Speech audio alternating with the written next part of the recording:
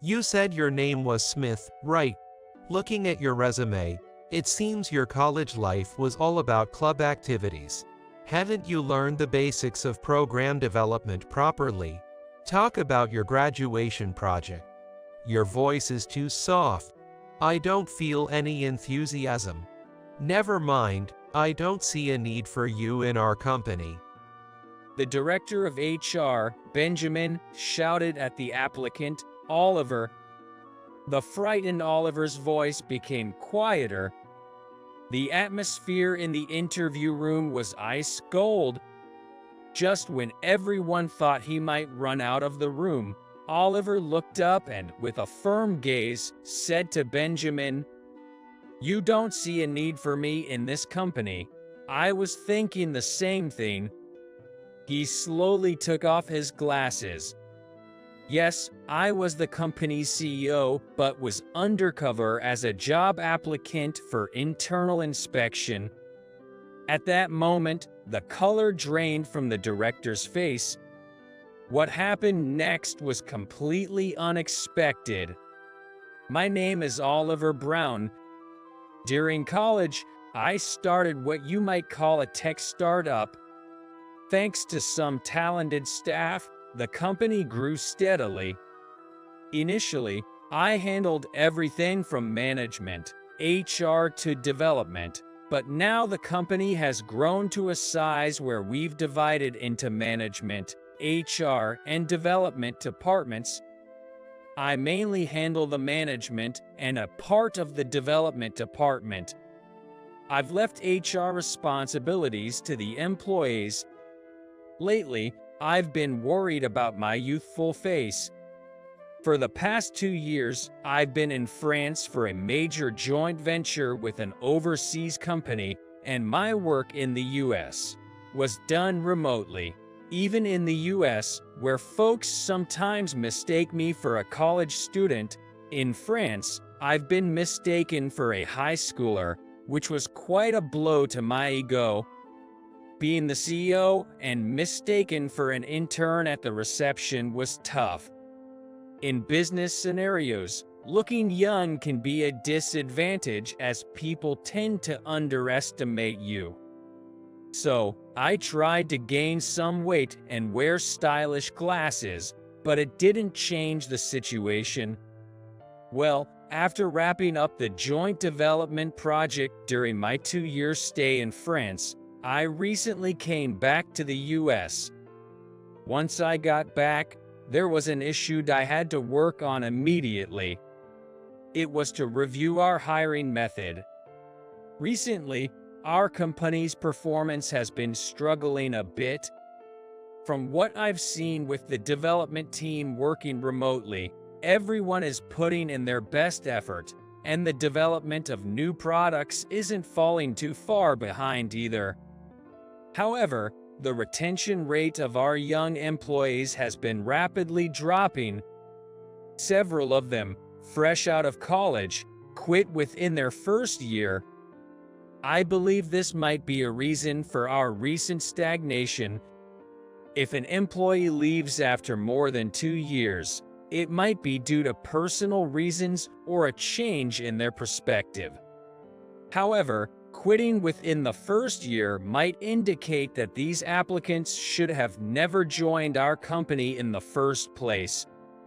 This is concerning. Upon joining the company, both our side and the applicant's side have made considerable preparations. After joining, our company invests a significant amount of time, manpower, and money in training. Even the new employees are working hard to learn the ropes of unfamiliar tasks. Some of them have even relocated or started living alone to change their living environment for the sake of joining our company. If they resign within a few months, it's a huge loss for both the company and the departing new employee. Furthermore, when resignations keep occurring, it leads to a feeling of helplessness among the staff who trained them. In the long run, it can also affect the company's morale, which is quite problematic. Besides, we don't have unlimited positions.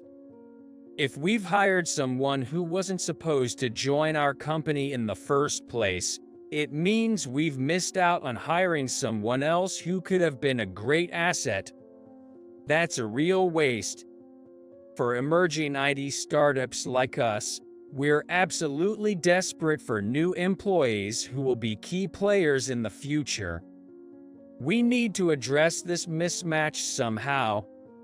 Currently, the main person in charge of hiring is an employee named Benjamin, who joined our company mid-career. He was promoted from the development department to the administrative department last year. When he joined the company midway, I was already in France, so I've never met him face to face. On top of that, not only in France, but also in the US, people often mistake me for a college student because of my baby face. Maybe it would be a good idea to use this young look and the fact that I haven't met Benjamin to go undercover during the hiring process and see how it works firsthand. A playful idea like that crossed my mind. I couldn't help but smirk, feeling as if I had switched to being a detective, almost forgetting the actual purpose of improving our business performance. On the first day of the undercover investigation, I decided to attend the company orientation. All 3 members of the HR department were involved in the orientation. First off, there was the receptionist, Kathy Johnson. When I introduced myself under the false name Oliver instead of Smith, she treated me in a very friendly manner. She also briefly explained about the company and the upcoming hiring tests to the other attendees, all with a smile. Her gentle demeanor made everything easy to understand. I felt so grateful to have her representing our company at this orientation. Then, inside the venue, Bob Anderson was projecting a PowerPoint presentation on the screen. He's a young and earnest-looking guy with very focused eyes. Since I entered just in time for the start, the orientation led by Bob began shortly after I sat down. The presentation gave an overview of the company and shared our philosophy. Bob honestly discussed both our strengths and the areas we want to improve on. I felt that anyone who understood this would be more likely to stay with the company after joining. Moreover, the PowerPoint, as well as the handouts given, were meticulously made and easy to read. Catherine, who had come back from the reception, was attentive to the attendees, picking up questions and assisting those who might not have caught on to everything. Given the nature of our IT development business, we have many employees who are good at programming but not so good at interpersonal communication, or who might take a bit longer to grasp certain topics.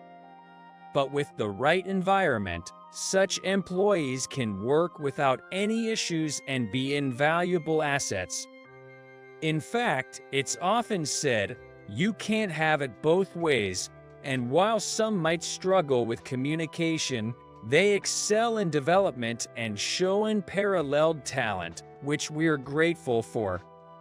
We certainly believe in continuing to hire such uniquely talented individuals. That's why I truly appreciated the support Catherine provided. I felt confident that applicants who are truly good at programming would aspire to join our company without hesitation. The orientation ended with closing speech from the director of HR department, Benjamin. Benjamin's remarks were appropriate for his position as the director of the department, with no issues to point out. The first day of my undercover investigation ended with satisfaction, thinking, our employees are truly exceptional.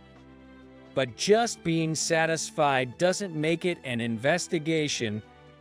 In fact, Since I didn't spot any issues, the first day might be considered a failure in terms of undercover work.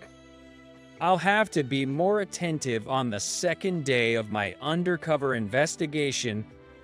On the second day of my undercover investigation, it's finally time for the job interview. Our company's hiring interviews are usually conducted by Benjamin from the HR department. "Excuse me, I'm Smith," I say, a tad nervous, as I knock on the interview room door.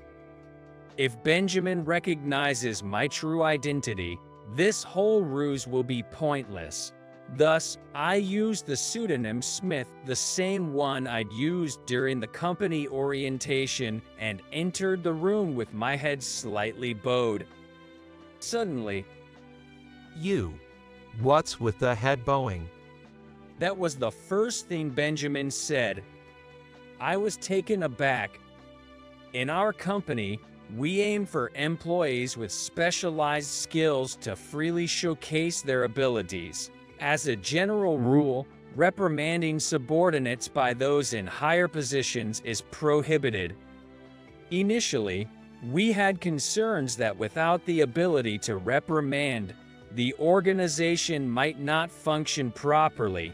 However, as we continued, we realized those concerns were unnecessary. When there's a situation that requires correction, instead of raising our voices, the first step is to discuss the current issue to ensure everyone's on the same page. Then, management conveys the desired state of affairs. From there, it's simply a matter of brainstorming together on how to improve and achieve that state. It's pretty straightforward. When addressing an issue, we encourage our employees to speak honestly about why they took a certain action. Of course, we don't respond with things like "that's a ridiculous reason." By getting them to open up, we gain a deeper understanding of their feelings, leading to more fundamental solutions and taking a step towards improving the company as a whole. In our company, we have a diverse group working together, people from different backgrounds, personalities, ages, and genders. In such an environment, there are often situations where not just the subordinates' methods, but sometimes even the superiors' methods need to be changed. It's inevitable.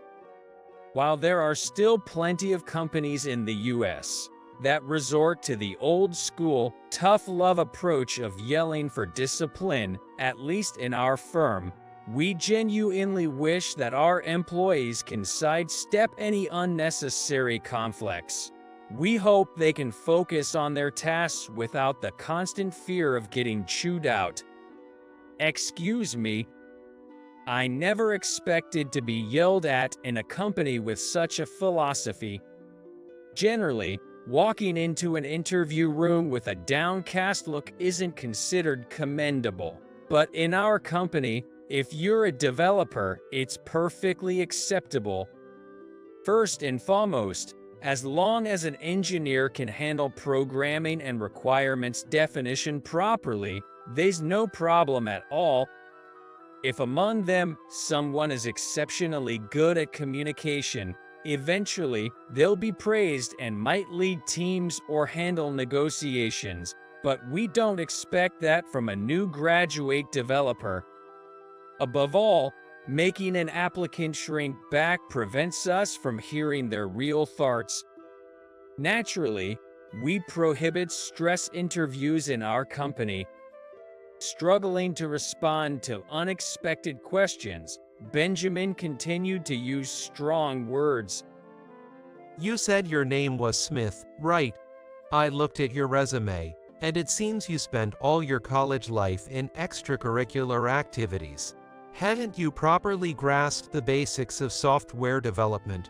Now, explain your graduation research.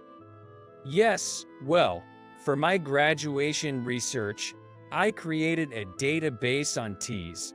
It's something very familiar in our lives.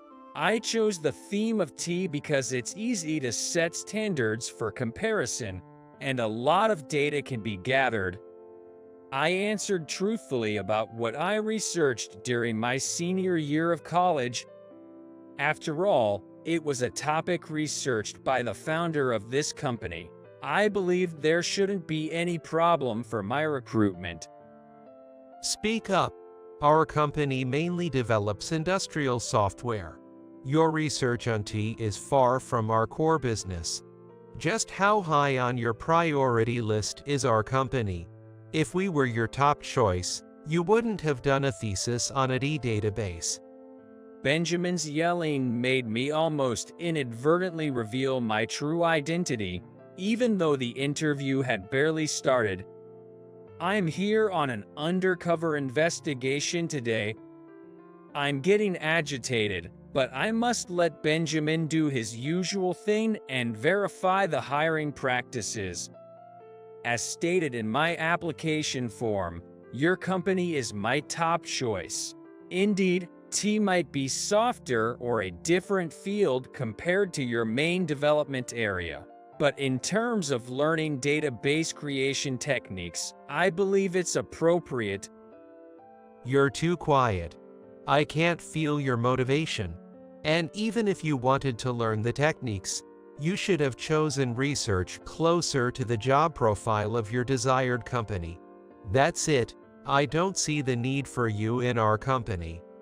Benjamin, not only criticizing my demeanor, but also my research content, ranted aggressively. If this is how the interviews go, our company will end up hiring only those who can handle pressure and excel at communication.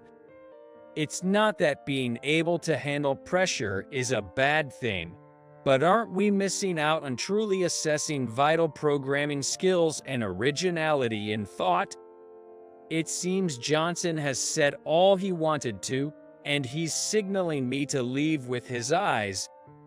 Perhaps it's time I reveal who I am. You don't see the need for me in this company. I was thinking the same. Raising my head, I fixed my gaze on Benjamin. What are you talking about? Benjamin looked startled for a moment, as if he'd been caught red-handed. But when I took off my glasses and met his eyes again, his face quickly turned pale.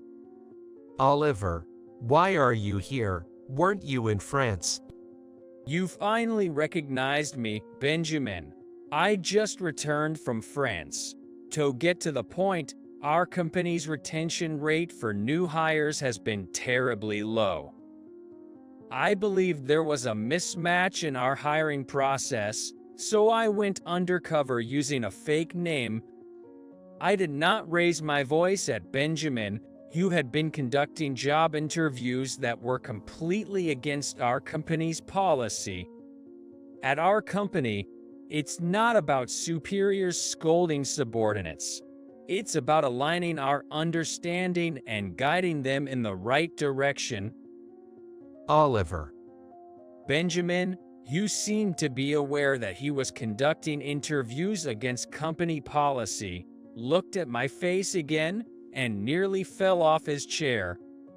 From your reaction, it seems you know that the way you've been conducting interviews isn't in line with our company culture. If you're aware of it, it makes this conversation easier. For the subsequent interviews, don't raise your voice or conduct them as if they're stress interviews. Listen carefully to what each candidate has done, what they want to do in our company, and their current skills. Oliver, I thought I would be fired for doing this to you. Benjamin looked like he was on the verge of tears. The problem isn't what you did to me.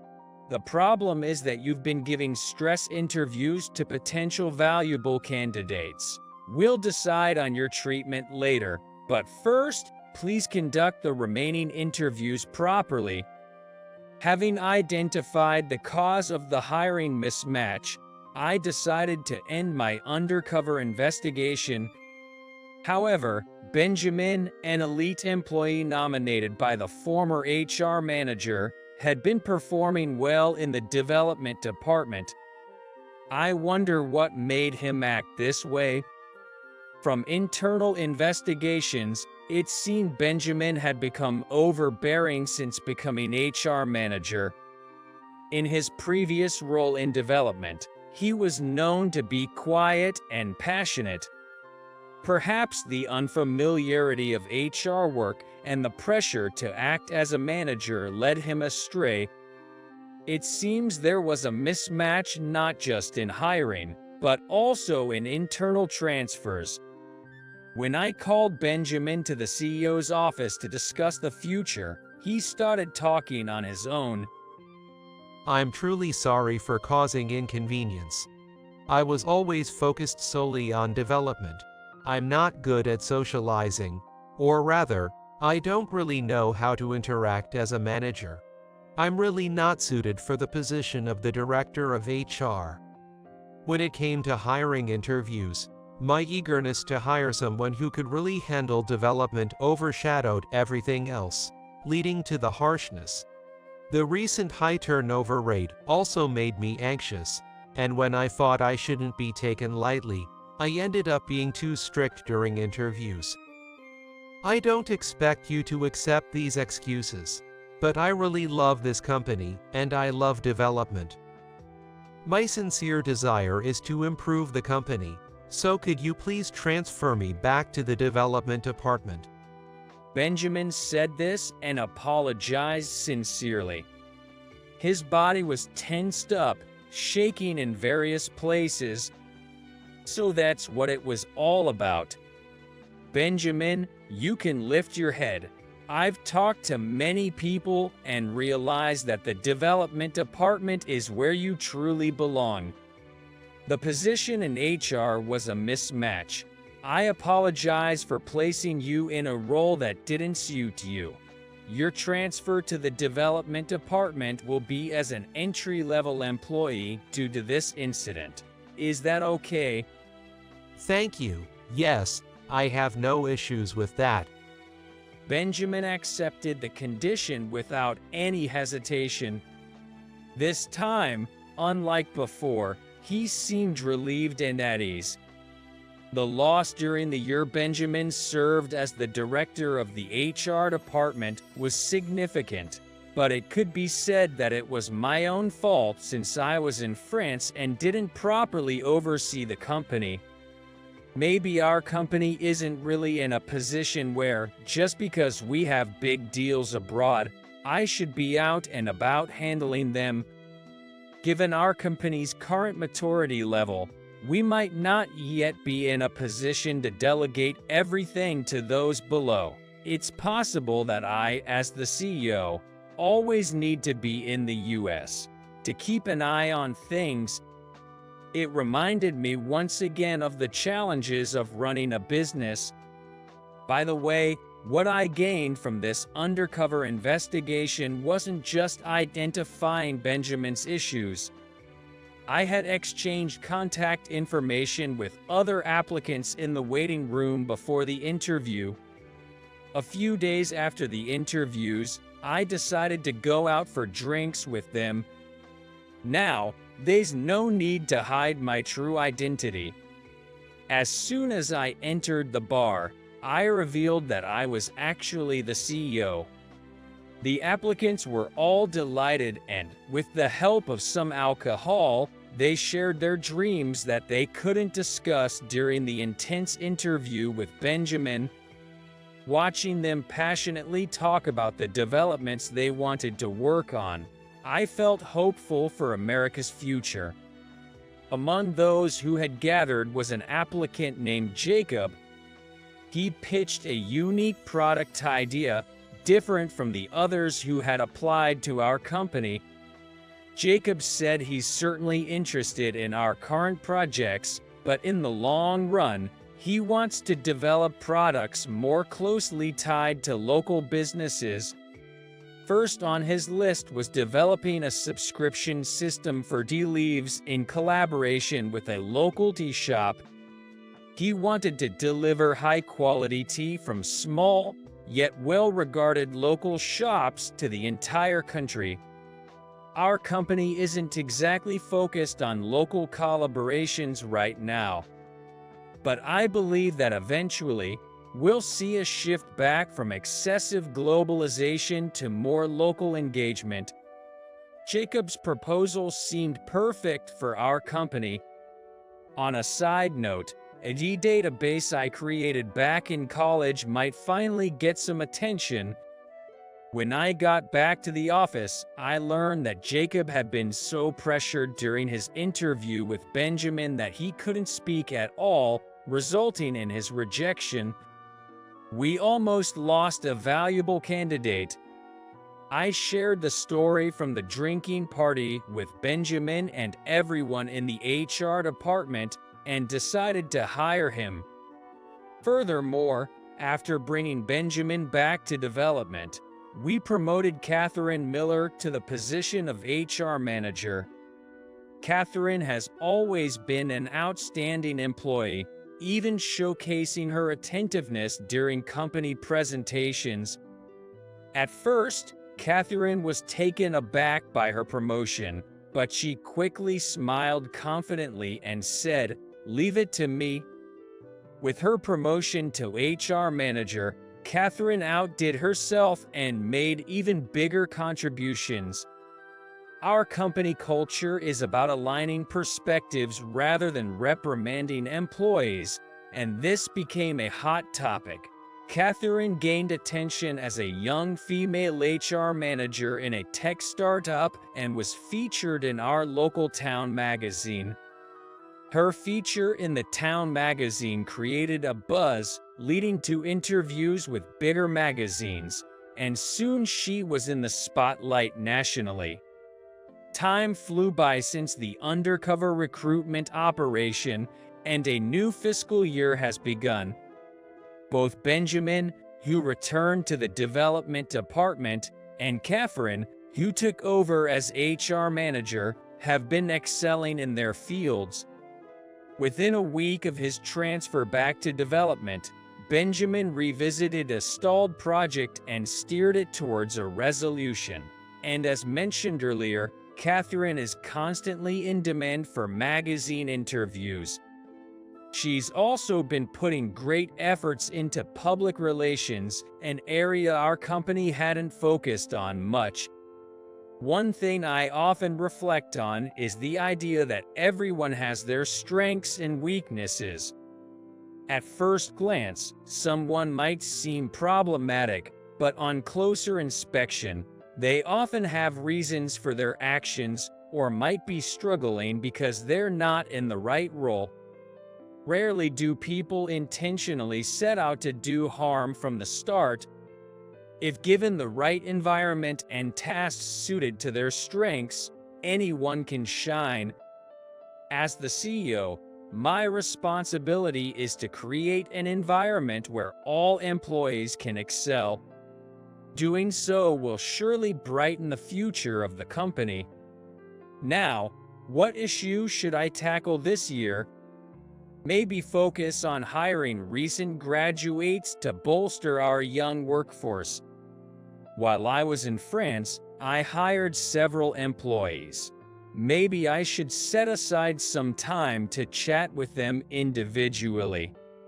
Or perhaps sending some of our budding talents on exchange programs with our partners could be beneficial. To create a better working environment and further improve our performance, I'm always excitedly strategizing for the next step.